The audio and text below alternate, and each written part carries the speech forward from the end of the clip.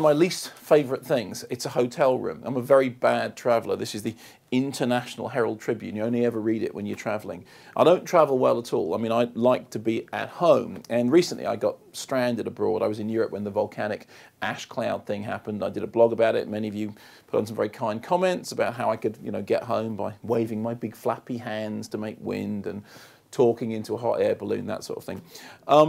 But it made me think about how many movies there are, the whole central premise of which is simply somebody wants to get home. Many of you mentioned on the blog Planes, Trains and Automobiles, the Steve Martin movie, which I think is one of his funniest movies. It's also very poignant because the whole thing about it is this desperate desire to get home, and him and John Candy stuck together, but all they want to do is get home. And then I started thinking about other great getting home movies. I was thinking, for example, about that Disney movie, The Incredible Journey, in which there's a bunch of animals and the people that own them move house, and then the animals want to get home, so they go across this amazing journey to get back to the place that they used to live. And then I was thinking, how far can you stretch this? Well, Apollo 13, for example, and that's just a let's just get home movie. Or Flight of the Phoenix, and a film so good they made it twice. Sadly, the second time round, they did it rather badly.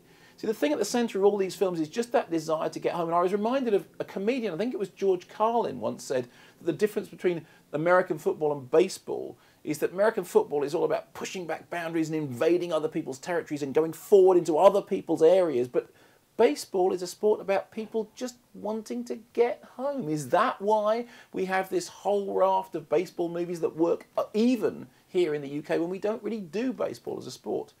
And are there other kinds of movies which celebrate the being away? I mean, I was stuck in an airport thinking, God, this must be what Tom Hanks felt like in The Terminal. I've been in this departure zone for ages and ages. And then when I was finally on the plane, they showed us Up in the Air, in which the whole thing about George Clooney's character is he loves being in aeroplanes and in airports and in hotels, and he hates going home. He's the anti-me. So here's my question to you.